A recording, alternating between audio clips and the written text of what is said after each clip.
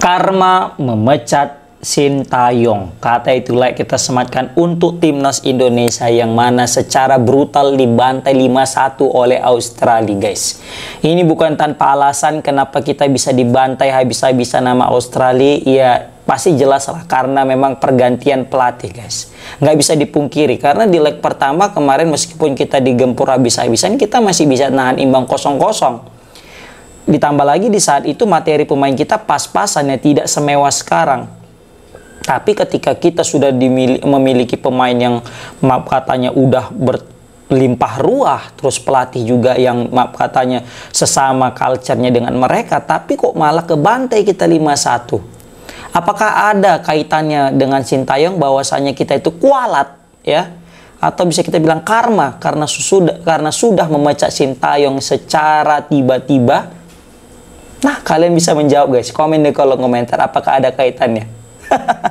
Oke, jadi kali ini kita mau bahas tentang sesuai judul karma memecat Sintayong.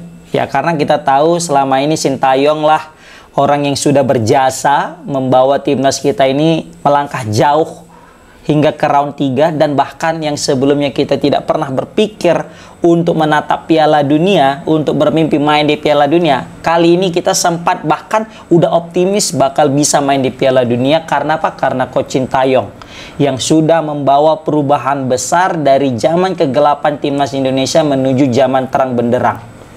Yang mana saat itu timnas belum bisa passing, kali ini diajari Sintayong passing. Yang mana sebelumnya timnas masih berantakan pola makannya, diajari Sintayong pola makannya.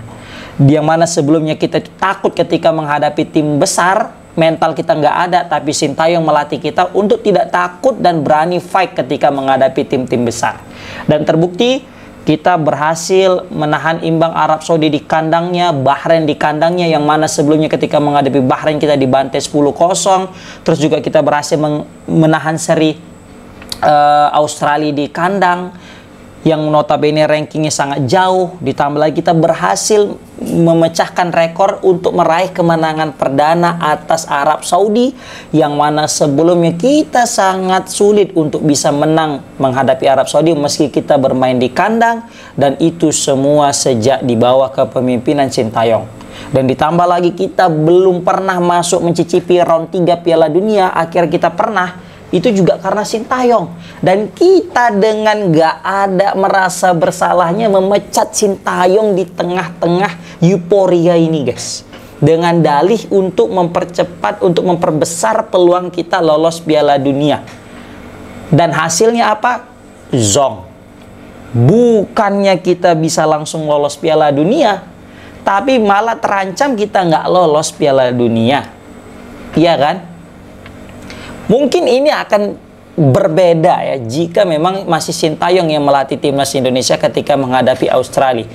Paling minimal aku kayaknya bisa prediksi dan kuat banget aku yakin ya, kita bisa nahan imbang Australia 1-0 sama atau 0-0 ketika menghadapi Australia di kandang. At least kita seri pasti.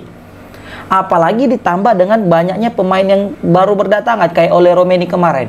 Kebayang nggak tuh ada Sintayong yang gitu cakepnya bertahan, tapi memang masih kurang dalam serangan baliknya, masih tumpul di lini depan, terus tiba-tiba dapat amunisi sekelas Ole Romeni. Ngeri nggak tuh? Ngeri kali, guys. Ya kan? Sintayong yang sebelumnya tidak ada sekelas Joel Pelupesi, tiba-tiba dapat Joel Pelupesi, dapat Dim James, dan dapat juga Emil Audero. Waduh, bisa ngeri tuh sebenarnya. Tapi ya apalah dikata, karenanya dengan pergantian Sintayong dengan dalih merendam ruang ganti, kan, dan juga ya karena kendala bahasa, didatangkan orang yang bisa sama bahasa tapi malah melempem, dan ini bisa jadi kayak karma ya. Iyalah guys, coba pelatih mana yang udah dipecat, datang dia ke negara yang udah memecat dia untuk nobar timnas itu, guys. Dan dia berekspresi layaknya kayak orang Indonesia. Dia ketika kebobolan sedih, dan ketika membobol, Indonesia berhasil membobol, dia senang. Pelatih mana yang punya cinta tulus kayak gitu? Hanya Sintayong, guys. Makanya aku bisa bilang kita itu nggak layak sebenarnya untuk mendapatkan cinta setulus Sintayong itu, guys. Kenapa? Karena memang beliau ini udah level pelatih yang udah nganggap Indonesia itu sebagai negara keduanya. Ingat kan dia pernah bilang apa? Kalau dia bisa berhasil bawa timnas lolos Piala Dunia, mungkin dia akan berpikir untuk menetap di Indonesia. Coba pelatih mana yang udah dipecat masih datang ke pertandingan pemainnya yang bermain di luar negeri? Contoh kayak Asnawi dengan Arhan, dia datang ke Thailand loh, nonton Arhan dan Thailand, jumpai Arhan dan Asnawi dia jumpai, padahal dia udah dipecat sama timnas. Aku nggak habis pikir lagu. Kita memang betul sekali lagi bilang nggak layak kita mendapatkan cinta Sintayong. Makanya mesti kita bilang kita mesti minta maaf sebesar-besarnya kepada Coach Sintayong, guys. Kita maaf karena telah mendepaknya dan mencampakkannya. Dan hasilnya apa? Kita kalah lawan Australia. Itulah kalau misalnya kita berbuat zolim sama orang yang baik ya. Ya walaupun sebenarnya dalam dunia kerja kayak gini nggak ada istilah zolim ya. Karena apa? Pecat memecat itu hal yang biasa karena kita juga ganti duit kan gitu kan. Tapi sudahlah.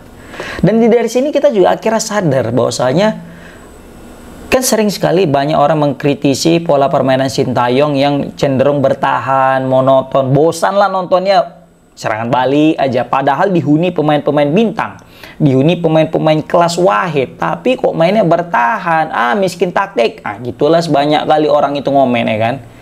Nah, pas dikasih ganti pelatih, terus dikasih pelatih yang ala-ala total football yang betul-betul bahasanya sama, kebante. Mana tuh yang ngomong-ngomong kemarin apa masalah bertahan, mainnya monoton, mainnya bosan, cuma ngandalkan serangan balik. Nah, dikasih permainan yang menyerang, dikasih permainan yang megang ball possession, tapi kok kalah, terus mana orangnya? Ya kan, nggak ada dia keluar. Dalih apa yang mau dia pakai lagi? Nah, coba kalian komen di kolom komentar kemana mereka, guys. Ya kan? Karena sejauh ini akhirnya kita baru tersadarkan bahwasanya bertahan yang dilakukan Coach Sintayong yang hanya mengandalkan serangan balik itu memang yang terbaik, karena itulah kapasitas pemain kita saat ini belum layak untuk mengandalkan total football layaknya pola permainan menyerang. Karena Coach Sintayong udah sadar ketika menghadapi China, nyerang terakhir berbuah kesalahan, sering sekali kena serangan balik. Maka dari itu ketika menghadapi Arab Saudi, Sintayong nggak mau menyerang, dia main bertahan dan mencari sesekali serangan balik, dan terbukti serangan balik kita lebih efektif dan berhasil mencetak 2 gol, ya kan? Dan itu diterapkan oleh Australia, guys. Justru Australia yang menerapkan pola permainan Sintayong ketika menghadapi timnas kemarin. Kenapa? Lihat, se-Australia habis digempur habis-habisan, dia tetap sabar menahan diri sembari melihat ada momentum untuk serangan balik. Dan ketika ada serangan balik, dia boom, kill. Dia langsung cetak gol. Dan terbukti itu mirip kayak timnas. Ketika Indonesia bermain di kandang lawan Arab Saudi, dia bombardir habis-habisan, tapi apa? Boom, kita ada serangan balik, kita cetak gol. Ya kan? Justru aku melihat kemarin itu Australia pakai pola Sintayong. Ada itu orang-orang Australia ngejek orang timnas mereka main bertahan. Enggak, yang mereka lihat menang enggak gitu. Nah, kita udah menang di komen mainnya bertahan. Lah, sekarang ini kita mau menyerang kalah atau mau main bertahan menang? Sekarang ini kita mau naik permainan atau menang? Menangnya, itu yang kita butuh. Aduh. Kita berbicara tentang hasil, ya kan? Kayaknya bingung kita ini sebenarnya. Kenapa sih kita bilang bingung? Pasti nanti ada alasan gini. Ya kasih waktulah. Sintayong kan udah lama, 5 tahun dia menangani timnas. Sedangkan Patrick Kluivert baru beberapa hari, beberapa bulan, minggu dan bulan gitu kan.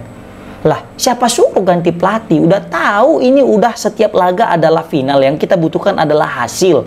Nah, tiba-tiba kita ngasih exception, ngasih pengecualian karena dia baru ngelatih. Lah, kalau tahu kayak gitu ngapain kemarin diganti? Kalau tahu bakal kayak gini, bakal ada dia juga peluang karena baru melatih, bakal ada hasil yang nggak maksimal, terus ngapain diganti? Kenapa nggak kita pertahankan yang sudah betul-betul memahami? Ya kan?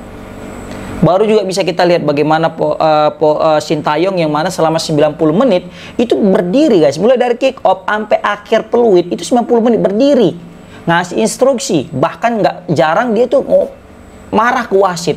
Tapi kalau pelatih Patrick Kluivert kan cenderung ya tetap lebih cool, santai, ya sekali ya berdiri. Tapi tidak seintens Coach Sintayong. Makanya aku bilang Coach Sintayong ini totalitas guys, serius, pelatih yang sangat-sangat totalitas, yang betul-betul kesatria. Aku masih ingat kata Coach Sintayong yang dia bilang, kenapa dia ditanya berdiri terus ya kan, dia bilang gini, bagaimana bisa aku duduk santai di bench saat aku melihat pemain aku, mereka pemain timnas selama 90 menit tanpa berhenti lari guys. Heads off kita ngeliat Sintayong guys, kan? Coba kalian komen di kolom komentar guys, apakah benar ini ada kaitannya dengan kualat kita memecah Sintayong? Assalamualaikum warahmatullahi wabarakatuh.